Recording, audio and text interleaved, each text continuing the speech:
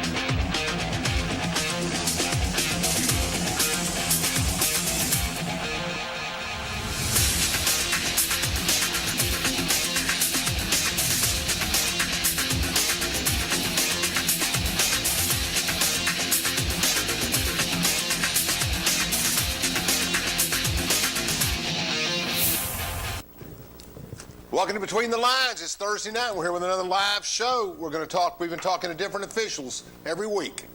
First show in a year. I didn't wear a tie, but I felt relaxed tonight. I wanted to just chit-chat a little bit. And plus, we've been going all day. So I'm with Tim Shelton, the Register of Deeds. We've been visiting with different officials in county government and finding out what's going on. We're going to start in the city government, some state officials, talk about some things over the next 3 or 4 months, try to give the public an idea of what's happening and what changes are going on. We'll do some nonprofits too. I'd like to introduce our newest sponsor, our sponsor for the whole month of February, Victoria Bowen, attorney Victoria Bowen, who is running for General Sessions Judge, Division 1. And we've known Victoria a long time. She's been around. She's been around. Yeah, and she's just really getting her name out, doing well. So she's here tonight, and in sponsorship, if nothing else, and we appreciate her very much. And we also appreciate Judge Spitzer and Judge Roger Miller. You go to school with Roger, or are you younger than Roger? A little younger than Roger, but we Everybody's play younger ball. than Roger, right? Everybody's younger than Roger. I mean, Roger does a good job. How's it going in the courthouse? What has changed? We're going to talk about a few things. I want to talk about your background. You went to Clinton High School. You grew up in Clinton. I know your dad, know your mom, and I knew him for years.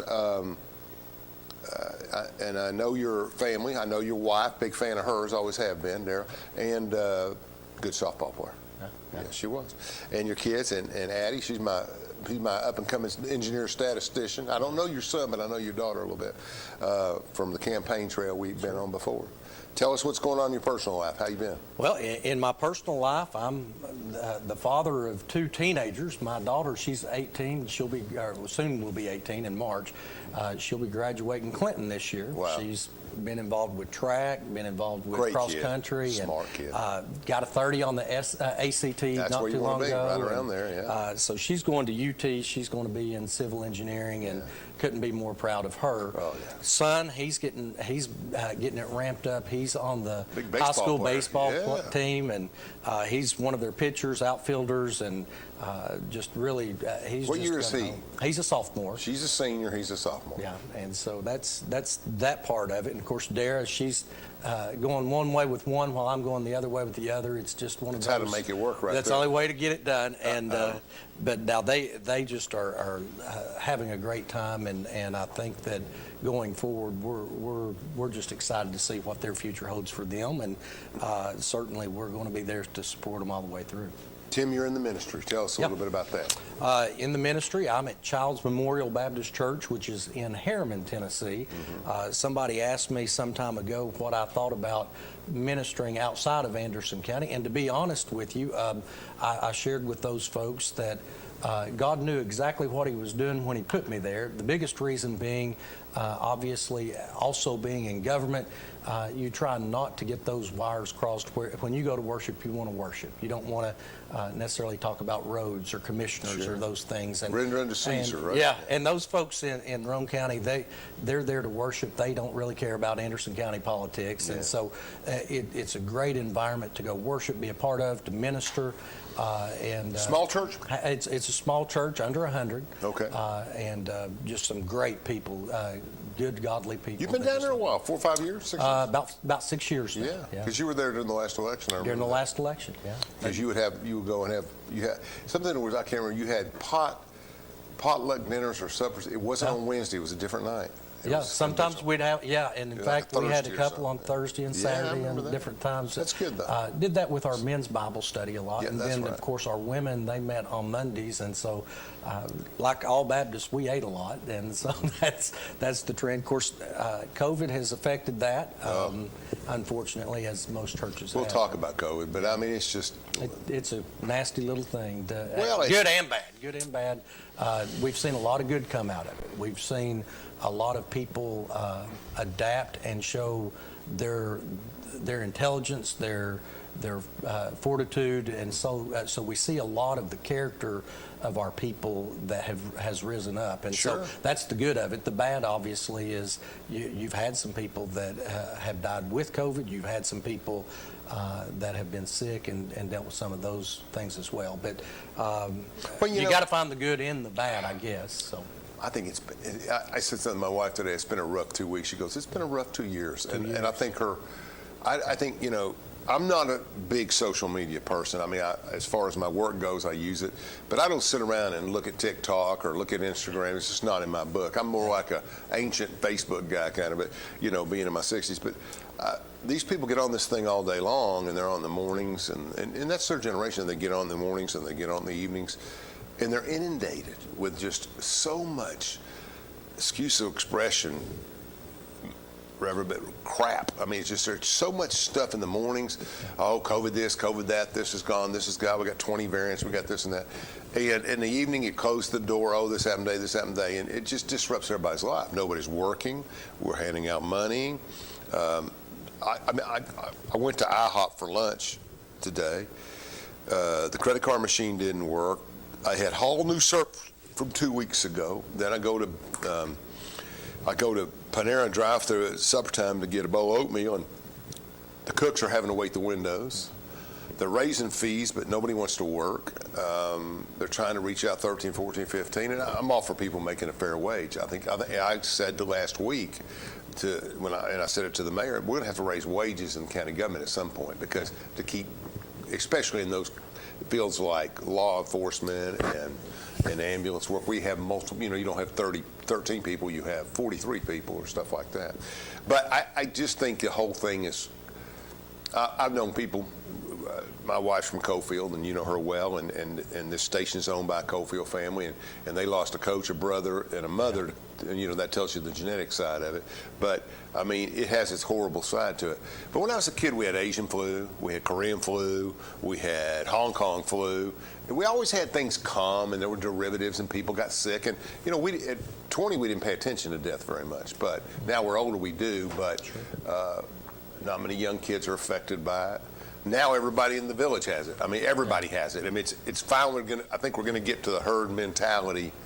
Of everybody's going to get it. We'll get through it. Well, of course, in 3 months we'll have something else, because it's become a political football, and it shouldn't be. We should, what was it? I can't remember the actor's name, but he said, if you're sick, stay home. If you're well, go to work, and just quit testing every day. I mean, just do what you got to do. The biggest thing that we ran into with all of this was having an election right in the middle of how things unfolded, and that created the political football back and forth. And then, in addition to that, the election came and went, and all of a sudden you had a change of administration, and now you've got one side that doesn't trust the other side doesn't trust that side, and so anything that's said, it almost seems like you take the opposite view, and I don't know that that's really productive for America. But you know what? You know who the big loser in this whole argument's been? And I said it this morning: is science. Yeah. When I was a kid, and I was when it came through the television, this is what we know scientifically. It was fact. It was almost like a religious endorsement. It was just something significant. Well, they got the science, they got the facts. Now, after all we've been through, get the vaccine, don't get the vaccine, you'll be fine. You can go out. No, you can't. Forget that. You got to wear a mask. Never mind, masks don't work. I mean, people are so tired of hearing the science that And I'm sure there's validity in a lot of that science. But the problem is you can't tell people the sky's blue if the sky's green. And say, we really don't know if it's going to work or not, but you ought to try it. I get that. That works for me. So I guess I sound frustrated because I am frustrated. Well, and most people are. And it goes back to when this thing first broke out, folks really didn't understand it. And just to be quite frank, I'm convinced now that even our scientists didn't understand it at that time. This was bigger than we understood it to be. We really didn't know what were going to be the effects. We were trying to find some kind of vaccine that would help treat. And so we went all in on those types of things and just trying to get a hold of it. And at the end of the day, I think what really people are looking back now and saying, okay, for 2 years of our lives, our kids did not get a good education. And I say that's not the fault of our teachers. That is just, they weren't in the classroom. And they're waiving ACTs now. Your daughter didn't have to take it if she didn't want. She's an engineering student. She needs to, but a lot of people do. And she's frustrated. She lost her sophomore year of high school running track. My son, and of all things, he plays baseball, which is an outside sport. They shut it down, and they missed that whole 8th grade years going into 9th grade. And so just a lot of things that frustrate people because you can't get those things back. And I just think that right now we're just saying, okay, what is the answer to it? And I think people are starting to come to the point of whatever it was then, today it's more of we need to just get out and live. And you know, it was a Democrat-Republican thing, as you say, but I watched the Bill Maher show the other day. I can get any more progressive than that, or liberal, or whatever you call it. And they were on there just hammering the administration and other people for restrictions.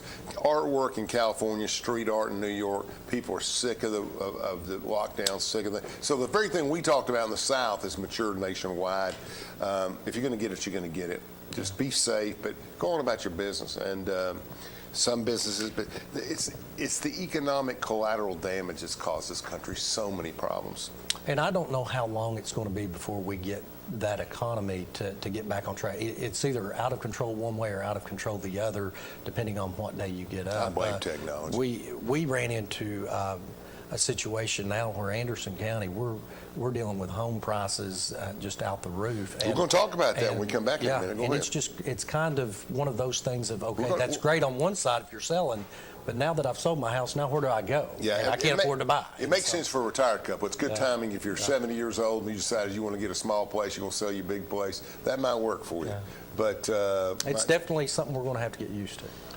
Or at least for the short period of time. Yeah, I don't know. I want to talk to you about what caused that. I mean, I talked to Regina last week, and we heard rumors from another public official in Anderson County, that there are Chinese companies buying up residential properties. She has seen no evidence of that.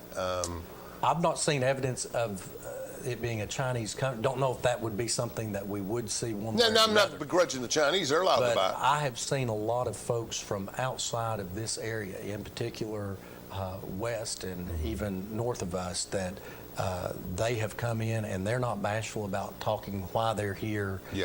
And they do that at my counter, and it's cost of living and cultural, very much both. And one of the things that they're able to do, if they sell a house up in New York, for example, because their rates are already inflated compared to ours, they can come down and throw a $200,000 price tag at a $150,000 house, and people here, they're priced out because they're not ready for that. Yeah, and we see a lot. And so that's what's going on. We see a lot of people outbidding the price. Let's take a 2-minute break, and we'll be back to talk to Tim Shelton about rising prices on homes.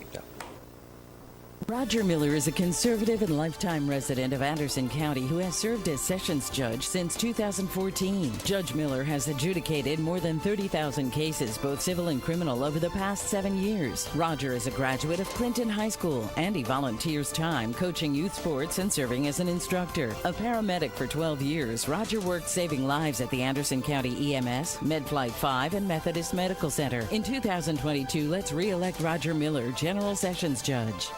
Unlike other health concerns, mental illness is not always easy to see. D-E-P-R. Mental illness doesn't show up on a scale. Bipolar? Sorting out a mental health concern takes professional diagnosis and treatment. Anxiety. I thought so. If you or a loved one has a mental health concern, don't go it alone. For 24-hour free and confidential information and treatment referral, call 1-800-662-HELP. Learn more at samhsa.gov/support.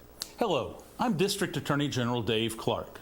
My fellow DAs and I successfully fought for new elder abuse laws and procedures that have police departments and agencies using improved tools to protect our seniors.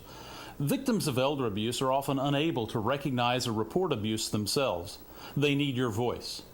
If you suspect abuse, contact local law enforcement or adult protective services. Let's work together to protect our seniors. Ryan Spitzer has been a prosecutor in Anderson County since 2007, prosecuting more than 2,500 cases over the past decade. Ryan has been the Drug Task Force prosecutor for the past 7 years. Ryan donates time working with local nonprofits. A veteran, Ryan spent 6 years serving his country as an Army medic in the National Guard. Ryan is a family man who works hard every day to keep Anderson County families safe. Experience matters.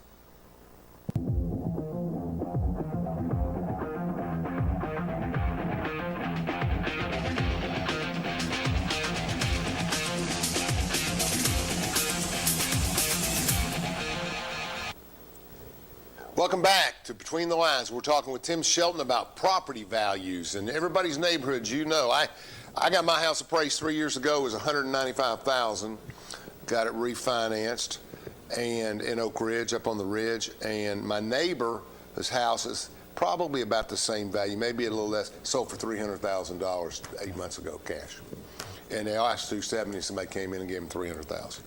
And start remodeling. So a lot of money coming into the area, a lot of, we saw that in the 90s and in the early part of the century here from California homes. Remember when the escalation, and Houston, when the escalation went up and they would sell their house for $1.8 million and they would come in here and buy a $600,000, $700,000 house with the proceeds, and you built the entire Rivers Run Bronco type area with people transitioning in different areas and other places too. So I think we're seeing that. But we still see it like from a specific geographic area. We're seeing it within our own community. Why are prices up 30%?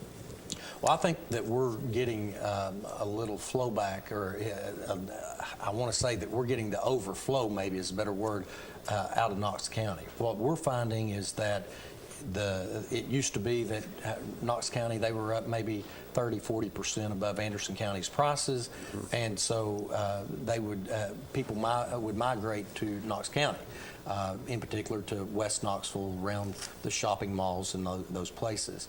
What we're seeing right now is a trend coming that people that are moving from places such as California, New York, and those places, in particular those that are in the larger city areas, they're moving into Knox County. And what we're seeing is that those folks that are selling their homes in Knox County are finding themselves saying, well, I want to move out, I want to get further away from city life, but I want to be close enough to be able to get back in there and do my shopping and do those things. And so we're seeing a lot of folks generate here in Anderson. So when they come and register their deed or their title lawyer does, you're seeing a lot of people that were living in Knox County. That were in Knox County that are now finding their way in Anderson County. And the other side of that is if they came out of New York or California and they were in a suburban area and they weren't necessarily in downtown Los Angeles or wherever, and they had that convenience of being close, but at the same time being spread out in a different area, that also is attracting folks into our area. And what we see are people looking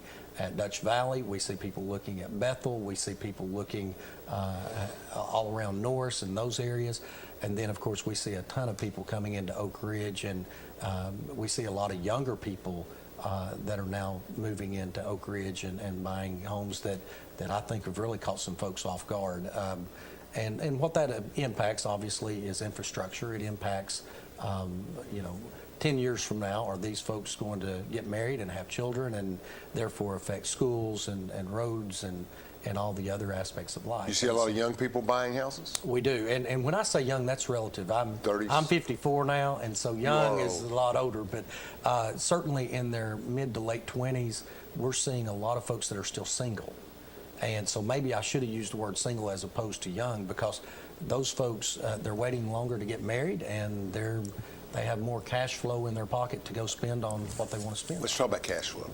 My theory hasn't been the migration. My theory has been there's all of this, we'll call it technology money. There's all of this, I just made $300,000 on Bitcoin, or is there more money in society as a whole, or even here as well as the Midwest or the West or the East?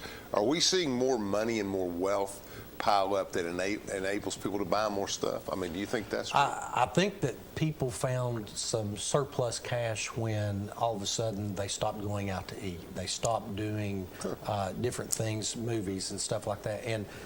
And so as a result, they have found a way in which to take that money that they were using to go out to eat, they were using to go to movies, and they've put it in their That's budget not a lot at of home. money, though. That's not a lot Well, of money. but here's the thing.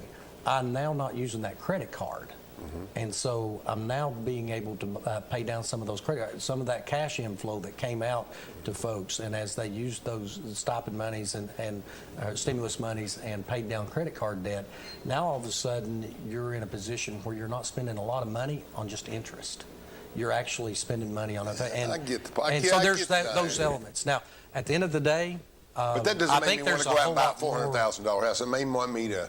It may enable me to make home improvements, buy better cars, but you're dealing with not a lot. I mean, if I have a $80,000 job, and my budget's $4,740 a month versus $280, so let's call it, my wife makes $80 or whatever, so we go in there and we got this we've got this $9,000 a month to pay our bills, and now based on what you're talking about, now we have $700 or $800 more than we had before, which technically could enable you to spend another $100,000 on a house, but we got some of that going on.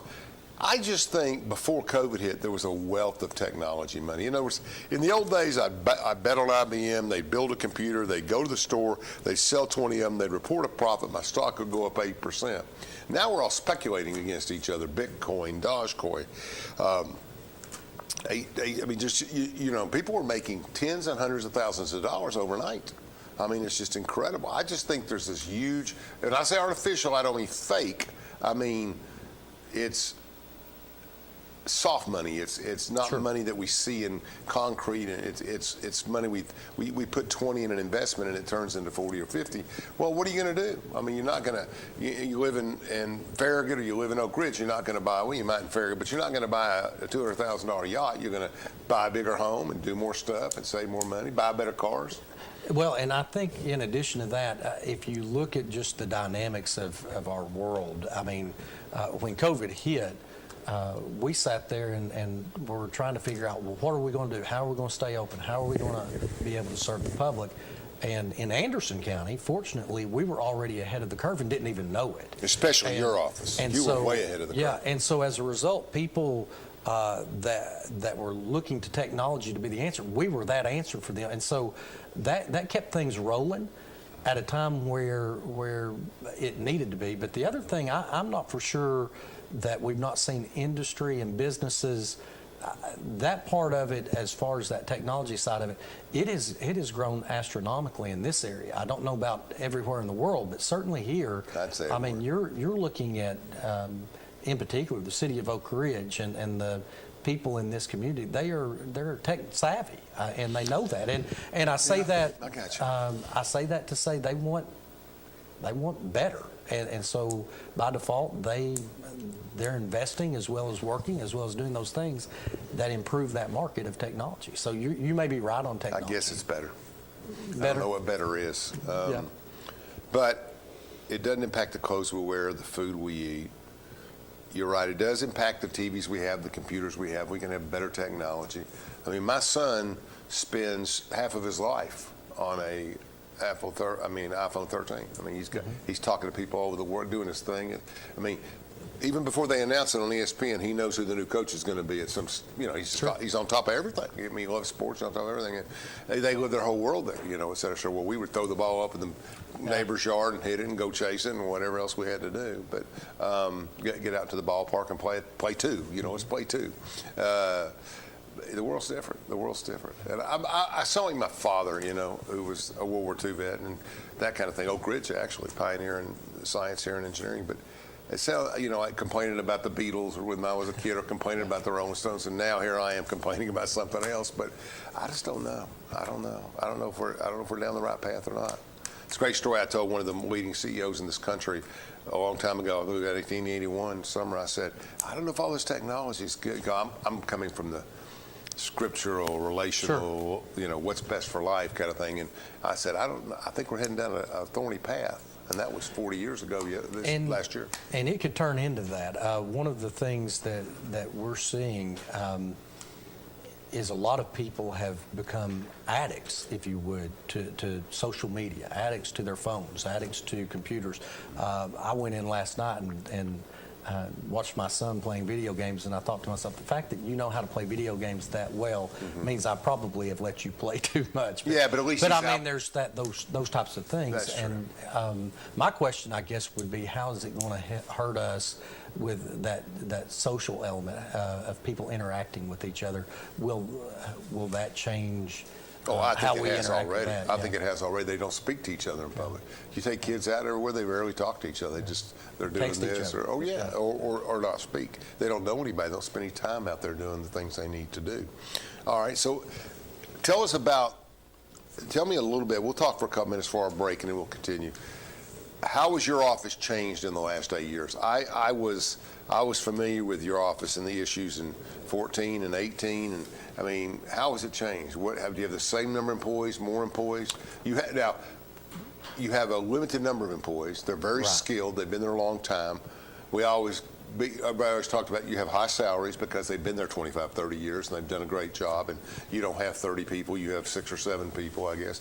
You have one office, not 5, right? Sure. Okay, so tell me about your operation. Well, our operations, they've actually, with technology, of course, one of the things that we were able to do was provide those things online.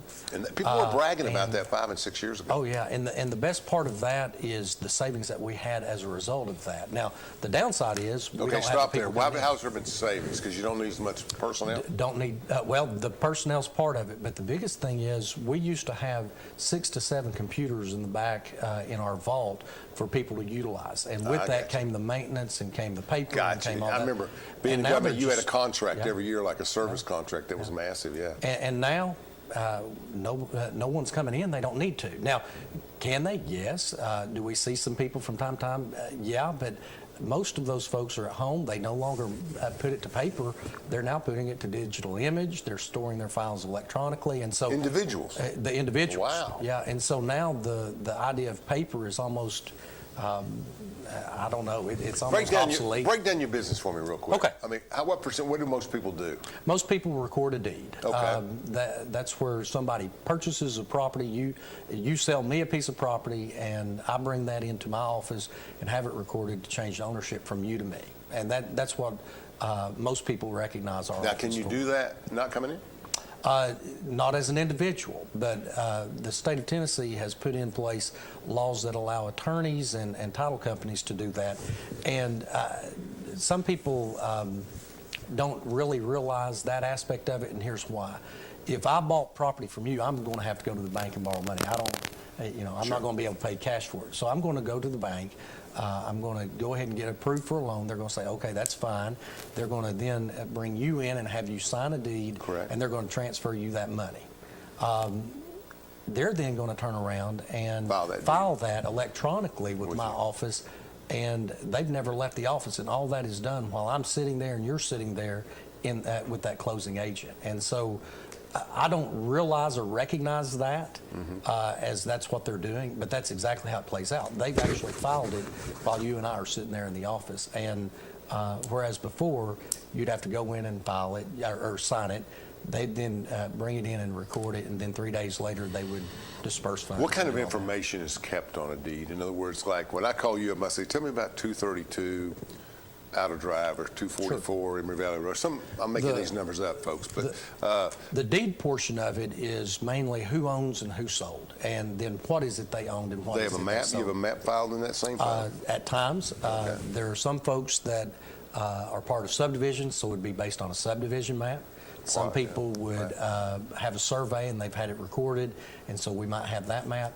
And then there's other folks that they still use from a tree to a stump to a rock to a creek. Sure. And there's not a map on file, but I mean, there's still that ownership. If you live in Oak transfer. Ridge, where it's a little more You're going to structured. have a. But the map's already there, right? When I transfer my property, I sell my property to whoever, that map's going to be there. I mean, you're not going to And have in to fact, re-record it. it's been there since the 50s. That's correct. When my dad built his property, it was there. Okay, we'll take a 2-minute break. We're halfway through. Thank you, Victoria Bowen, for sponsoring our show. Candidate for General Sessions Judge, Division I in Clinton. We'll be right back.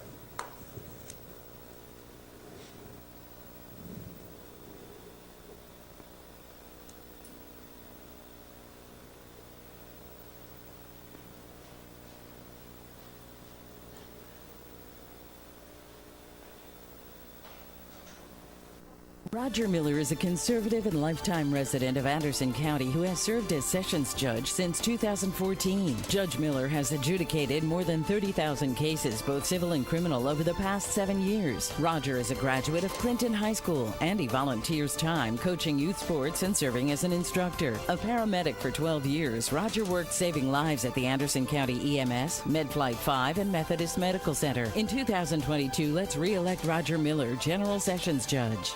Ryan Spitzer, for Circuit Court Judge, is also sponsoring tonight's program. Ryan is a prosecutor and Army medic for 6 years and a lifetime Tennessean. A graduate of Vanderbilt Law School, Ryan is dedicated to serving the citizens of Anderson County. The life of every child is precious.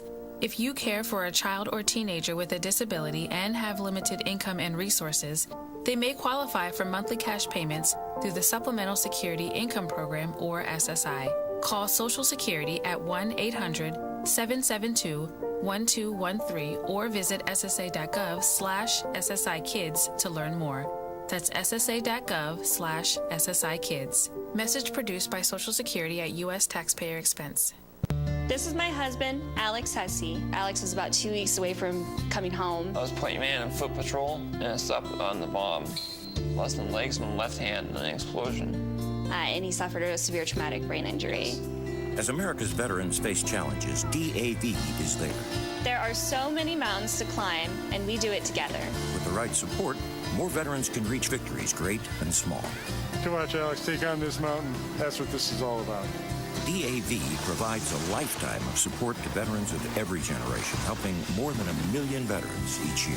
Alex has conquered this mountain. That's something he won't forget. With the right support, there are no limits. Look at that smile! You did it! But there's more to be done and more victories to be won. This has meant so much. Thank you, DAV. Alex Hussey, thank you for your service. Hello, I'm District Attorney General Dave Clark. My fellow DAs and I successfully fought for new elder abuse laws and procedures that have police departments and agencies using improved tools to protect our seniors. Victims of elder abuse are often unable to recognize or report abuse themselves. They need your voice. If you suspect abuse, contact local law enforcement or adult protective services. Let's work together to protect our seniors.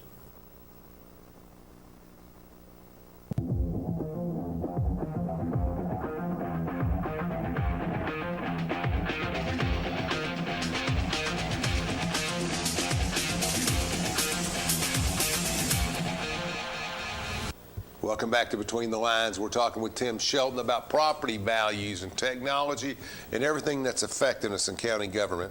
And Tim's 10 years younger than me, 11 years old. So we kind of share a time frame in there that we can work with. All these Clinton boy and I'm an Oak Ridge boy, but that's okay. Clinton Oak Ridge basketball game should be good this year. Yes. They haven't played yet, have they? I think they play towards the end, and I think it may be the last game that they play as well. So. Well, they got to play 2 a year. 2 a year. So they I don't played know which twice. one. Yeah. Whew, that gym will be full for that one. Yeah. I mean, I would say you could argue that Clinton's the favorite, definitely at home, and they got some young athletes, and of course, Coach Green always has his team ready to play. I started to say I've met Coach Green. He's a great guy, and you know, he's going to have his team ready, and I know Chris Locker, and I know Coach, he's going to have his team ready. So it's going to be fun. If you've never beat him, you want to win one, right? You got to win one, right? And I kid. Who's got the baseball advantage? Don't really know. We're not in the same grouping this year. I mean, historically, in the last 4 or 5 years. Historically, I'd say probably Oak Ridge has had just a little bit of an edge. Yeah. See, now, back in Alvin Taylor's, Alvin's 4 or 5 years old. I mean, back in the late 60s, early 70s, Clinton had some good ball clubs. You are... You're going to see, I think, an uprise for Clinton's talent this year. I believe that. We've got a couple of seniors that have really just put the work in the weight room, put the work on the field. You've got a couple. You're talking about baseball? In baseball, yeah. You know, but it's all. And those things. You get a strong pitcher, you got a chance to dominate. And that's. I think we've got some good leadership that on that pitcher's mound that's going to make a difference. And so we're excited about that. Haven't pitched on. Let's get the ball over the plate. It'll take care of itself. Walks will kill you. Walks will kill you. That's right. They turn into runs, and that's not what you want. But the way to go. Of course, with my son being a pitcher, I've seen quite a bit of baseball the past several years, and one of the things that I have seen. The relationships with baseball, they're competitive, no doubt about it. The two teams are competitive, both Clinton and Oak Ridge, or Clinton and Anderson County, or Anderson County and Oak Ridge, and so those teams are competitive. But what I do see in the stands a pull for our boys, meaning Anderson County boys, be it Oak Ridge, be it Clinton, or be it Anderson County. Where? They want them to succeed. They want them to succeed. I think that we want to go out and create an environment where our baseball program in Anderson County, be it any of those three school systems, will rival and compete. Do they play together on traveling teams?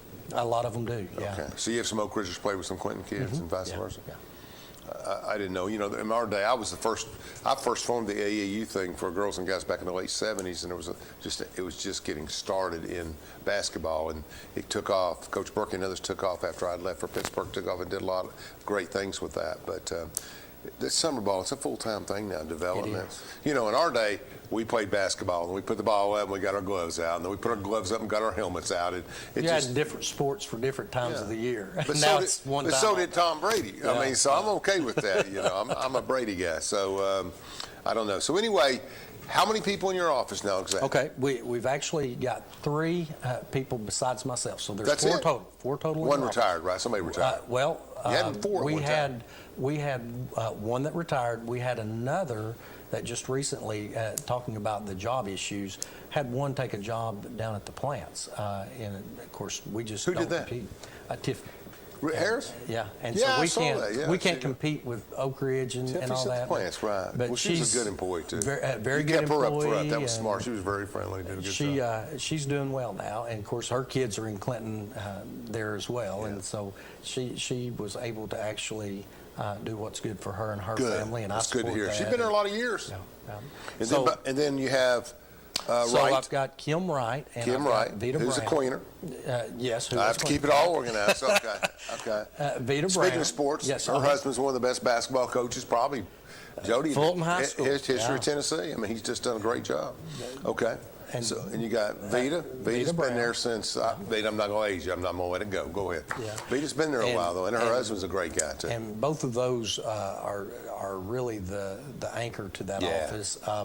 And then I went down and robbed a person from the assessor's office. Okay. So now Larry Baker has come with us. Oh, Larry. Good for Larry. Has his health been good? It has been good. I like Larry. Larry had some challenges, but Larry's really, he's a good employee. Yeah. So right now. He did personal property tax for Vernon in the old days. Yes, he did. Did a great job. I like Larry a lot. And so. We've got some good people over there on the second floor. Right now, as of today, everybody in my office has had 30 years of experience or more. Individually. Wow. And so that is exciting to have that. And I tell people and remind people that property is probably one of the most expensive assets that you'll undertake. You're going to spend a lot of money for it, but you're going to get a lot of joy and reward out of it. And you want somebody that you can trust, that you can know that you can depend on, that's going to take care of that's going to make sure that record's preserved appropriately, that it's retrievable, that it and that you're protected. What are the trends in ownership? You actually see the names of owners like Oak Ridge Mall or Eagle Bend. Do you see changes in the people that are owning? Is there a lot of transition in ownership going on? Probably. It's really generational. You see a group of folks that go out, they invest, they get rentals, they build buildings, they do those things, and then eventually they're sold out over a period of time, and then you see another generation come in, and they may be totally different than what you're used to. In other words, who you saw as far as the family years ago doing it, it may be a whole different, complete new family now that's moved into the area and taking advantage of that. So it's a generational thing. From show to show, I brag on Joe Hollingsworth and his investment into the Clinton community, that he probably made more difference. Obviously, Bones made a great difference, Severs and his leadership, but I would say that Joe probably had as much impact as any one person in the history of Clinton, especially in the last 40 to 50 years. He just deserves accolades for what he does. I also think, and this is where I'm leading, I also think Mike Farley deserves a lot of credit. Mike's provided rentals, he's on a different level, more of a, like you say, a grouping, not larger. Sure. But there are some people in Clinton community who have been very faithful to their hometown. Well, and they've stayed there. That's right. They've lived there. They've worked there, and so those folks have helped elevate Clinton. That's right. Same in Oak Ridge, same in Norris and other places. That homegrown individual that stays around, that takes the money that they've made over a period of time and reinvest back in the community. It's an impactful thing. It's hard to overemphasize the impact of Carriage Trace at its time in the late 80s and early 90s. I mean, it was just so important to create all of those homes and all those places so young people could settle in the area and spend money and do things. And we just didn't have a lot of opportunities for that, I mean, I came back from in Pittsburgh in 94, 95 area time frame. And I think they were built by then in the 80s, and it just was, and by the mid 90s, it was just a lot of people living there and a lot of things going on. That's almost 30 years ago now. I can remember. God, it's going fast. It's going fast. Yeah. Oh yeah, it flies. Not much left though. Almost there. Almost there. So you only have 4 people. Mm-hmm. Jeff Cole has about 100, right? Am I about right on that? I kid him. He's got his biggest challenge, obviously, he's got 3 offices, and he's dealing with the public on a daily basis, whereas mine, we deal with the public, but generally speaking, you come in once or twice every 2 Your years. work is kind of like Vernon's in a sense. It's more. I say Vernon instead of John, but it was more professional in that sense in Regina. But Jeff is out there saying, "Well, he's selling a car tax. He's selling car tax." I mean, you remember, and he's got that great personality. And I just found out Angie retired. Went back to take care of Oak Ridge. Went back to take care of her family and stuff. So that's kind of traumatic for us Oak Ridgers. Have been used to. First, we lost. Been there for years, retired. I'm getting old. I can't remember all my names, but gosh, she's going to shoot me for that. But we've had 2 or 3 people in the office that retired recently, but that's just a really well-run office, too. And Regina's office, the way they coordinate. Yours is more high-cut stuff, but, I mean, it's just, we have some really good professional offices run over there. Well, and I guess one of the things that I'm really proud of for Anderson County, Jeff, he knows my people. I know his people. I know Regina's. Regina knows mine. And my staff, they're not uncomfortable asking Regina, "Hey, Regina, explain this to me, or help me with this, or do that." And so over the past several years, we've seen these offices come together and work together and do a lot of good things as a group, not just individually. And I absolutely love the people that I work with, and I'm thankful that they're there. But you said the one office right in the courthouse. Just the one office, yes. Everybody else seems to have 2 or 3 or whatever it is in Norris and everywhere else, et cetera, et cetera. It seems to me that, and I was there with you in a lot of years, and those were fisticuff years. We'd fight over $700, $800. It seems to me that the internet taxes and the stimulus money, it's just kind of made everybody go to sleep and yawn with all the extra money. It has a little bit. Isn't there? But hasn't debt increased? I mean, I get people to come to me and say, "Alan, you got to look at the debt." I don't know about debt. I really don't. Our office, we're very low key on debt. In other words, I understand. Our footprint in the courthouse is the same as it was when it first was built. It is. It hadn't expanded, hadn't changed, or any of that. And so, from a debt standpoint, I'm sort of out of that loop. Yeah, I would say that's true. However, as far as in my office, the biggest expense that we have outside of staff and those types of things would be computers, and that's the state did us a great favor for the Register of Deeds office by including that in the actual money, by including it actually in the fees of the office. So when you record a deed, you're paying for the use of that office through that, and so it's a pay as you go. Providing a revenue stream for it. And that's a good thing for Anderson County, because if my office grows, then obviously the revenue goes with it. If my office declines, then obviously that's as a result of the revenues also declining too. So it's almost a pay-as-you-go type office. You had an opponent in 18. Mm-hmm. You had an opponent in 14. Mm-hmm. Didn't have one in 10? Mm-mm. No, sir. Well, have you been there since 2? Been there since 2. So I didn't have one 20 in 6. years, wow. 6, you didn't have one 10, then everybody got where they wanted to go. Yeah, there's some quicks in the courthouse, you know that word. Yeah. There's some quicks. You got to watch it. So has county commission's relationship changed? How would you see commission today as it was?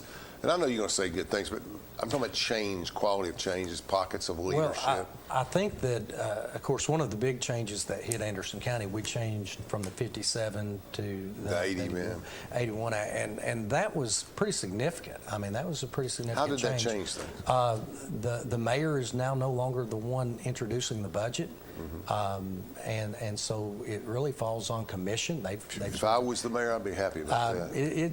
Well, yes and no. I do think that there's some challenges with that as well. If you have one person that's accountable to the people for that, then you're going to be able to promote whatever agenda you're trying to see, be it to grow this end of the county or that end, whatever it may be. But now you sort of hamstring the mayor in what that mayor can do, going out and recruiting and doing those things. And I always go back to when businesses look at the county, they immediately look at the newspaper. How many times have you been fighting in the newspaper between commission and with the mayor? And I do think that I think a lot of businesses do. Yeah, and that's because you don't want to get where you're getting ready to build something, and all of a sudden your building's tied up because you're in a political battle that you never want to be a part of. Yeah. But now that has changed. I think that's sort of leveled out a little bit. I think that. The mayor and commission as a whole get along pretty well now. The last 4 years have been pretty peaceful, haven't they? Yeah, it has, and I think the people have benefited because of it.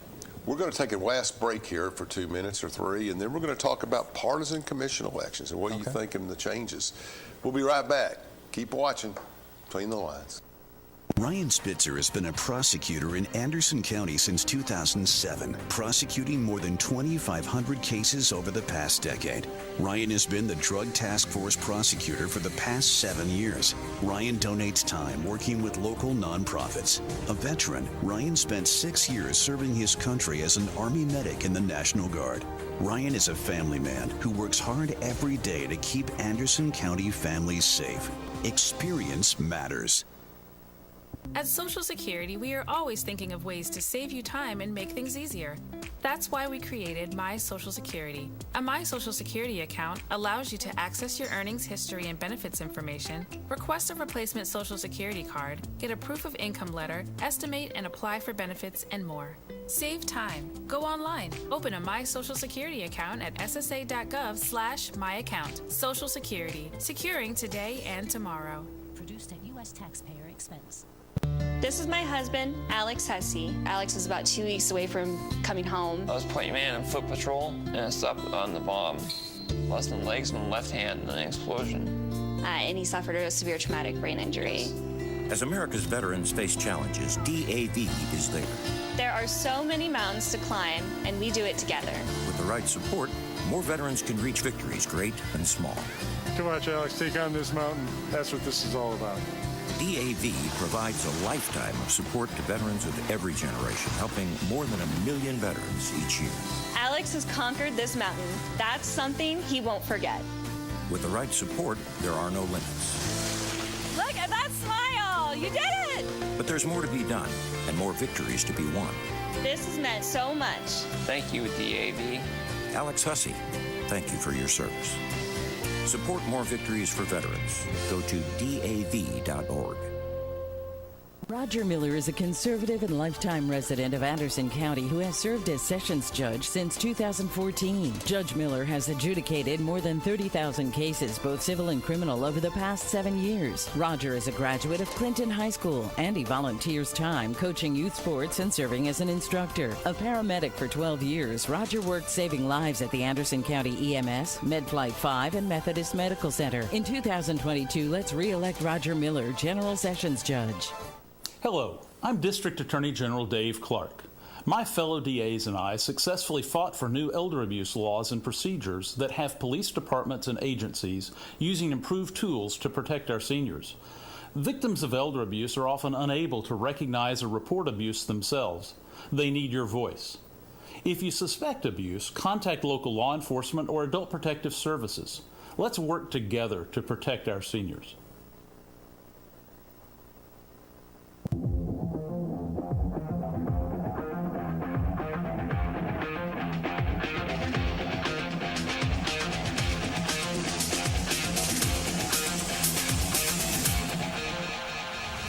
Welcome back. We got about 7 or 8 minutes left. We're talking to Tim Shelton. Thank you, Judge Spitzer, for your support of the show, and Judge Roger Miller, and our new main sponsor, our host sponsor, which is Victoria Bowen.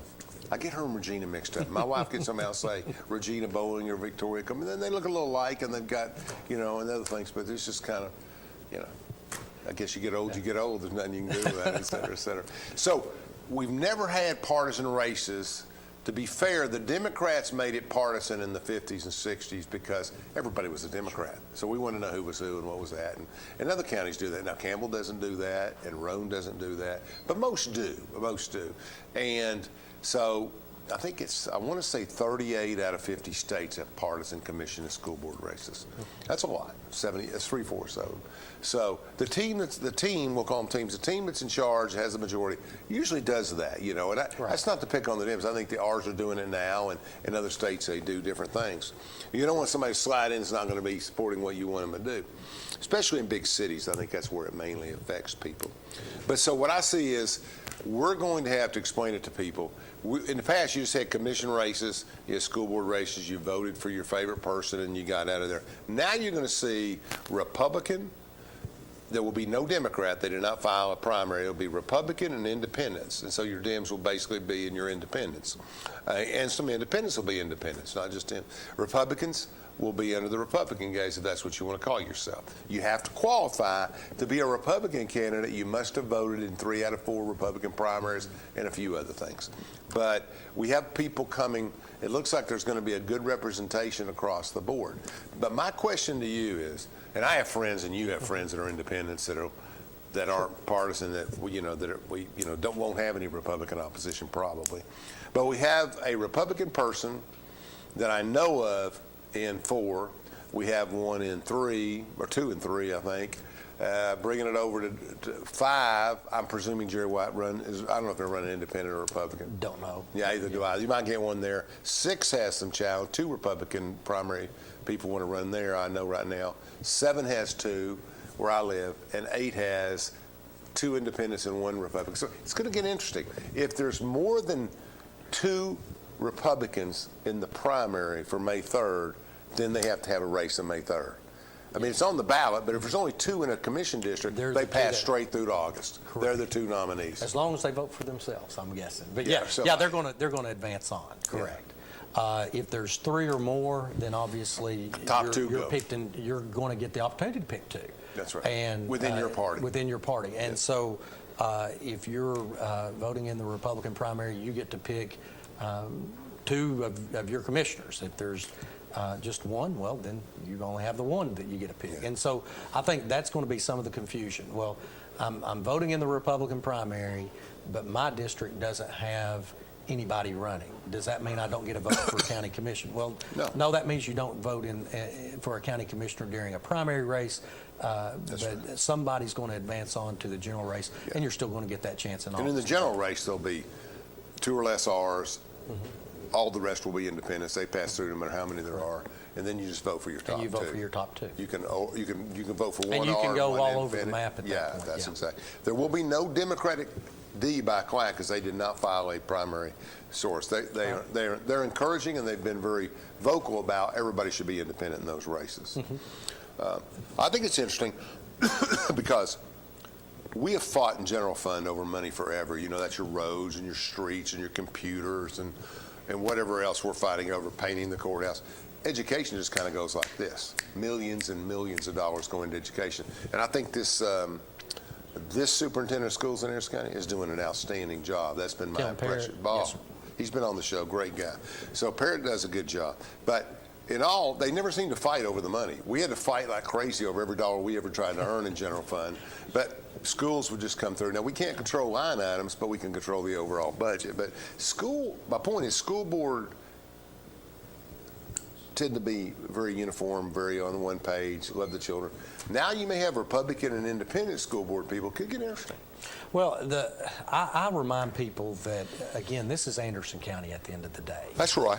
And regardless of whether you're a Democrat or a Republican or an independent, the chances that you know your neighbor and would go to bat for your neighbor is going to be pretty significant. I know that when I was running for office, I had folks that would cross party lines to vote for me. That wasn't going to be necessarily how they gauged me. They knew me, they saw me, they knew what I was about and what I believed in. And so I think there's less of that dynamic currently. However, I think this is that first shot over the bow, if you would, of saying, okay, at some point in time, you're going to have to decide, how do I want to approach this? Do I want to be a conservative? Do I want to be more progressive? Do I in their spending and those sorts of things? The actual social type things, they're really governed by a whole different entity. We don't really have any impact on some of those things, but we have a lot of impact on money. And I think that's what's going to be the gauge of, do you want to spend the money and do this, or do you want to hold the money back and keep taxes But you low? know what precipitated this move now? No. Masks. Masks. Well, because the school boards, some progressive school boards in cities and other areas were pushing for this, and they came from conservative areas. And people said, well, wait a minute. What are you doing? Why are you pushing about this? Now, I'm not saying one's right or one's wrong, but it became more of a partisan divide. So they decided maybe we need to figure out what everybody is before they vote on those things. I think that's what pushed it through. I'm pretty sure that's what pushed it through. So we got 1 minute. Tell us what you want to tell the people of Anderson County. You're on the ballot. You're unopposed. I'm on the ballot. I'm unopposed at this point. Unopposed at this point, but I'm running for Register of Deeds, running for re-election. I really want to thank the voters for putting their support in me over the past several years, and I bring to the table a lot of experience, a lot of wisdom as it relates to the office, and a lot of knowledge of taking that office and trying to move it forward. But I would certainly appreciate your vote this May, and certainly in August as well. I will say this: he's one of the most, for lack of a better word, decorated or awarded countywide officials we have. Register of the Year, County Official of the Year. He's looked up to all across the state for advice. When I talk to other Register of Deeds, they say you have one of the best in the state. So we're very fortunate, and thank you for coming on. Thank you. Everybody, Between the Lines, we'll be back next Thursday night. Roger Miller is a conservative and lifetime resident of Anderson County who has served as Sessions Judge since 2014. Judge Miller has adjudicated more than 30,000 cases, both civil and criminal, over the past 7 years. Roger is a graduate of Clinton High School, and he volunteers time coaching youth sports and serving as an instructor. A paramedic for 12 years, Roger worked saving lives at the Anderson County EMS, MedFlight 5, and Methodist Medical Center. In 2022, let's re-elect Roger Miller, General Sessions Judge. Ryan Spitzer, for Circuit Court Judge, is also sponsoring tonight's program. Ryan is a prosecutor and Army medic for 6 years and a lifetime Tennessean. A graduate of Vanderbilt Law School, Ryan is dedicated to serving the citizens of Anderson County. This is my husband, Alex Hesse. Alex is about 2 weeks away from coming home. I was point man in foot patrol, and I stepped on the bomb. Lost my legs and my left hand in an explosion. And he suffered a severe traumatic brain injury. As America's veterans face challenges, DAV is there. There are so many mountains to climb, and we do it together. With the right support, more veterans can reach victories, great and small. To watch Alex take on this mountain, that's what this is all about. DAV provides a lifetime of support to veterans of every generation, helping more than 1 million veterans each year. Alex has conquered this mountain. That's something he won't forget. With the right support, there are no limits. Look at that smile! You did it! But there's more to be done and more victories to be won. This has meant so much. Thank you, DAV. Alex Hesse, thank you for your service. Support more victories for veterans. Go to DAV.org. I'm Andrew Saul, Commissioner of Social Security. Beware of telephone scammers pretending to be government employees. Real Social Security employees will never threaten you. Callers threatening you with arrest or other legal action and demanding money are not from us. If you receive a call like this, hang up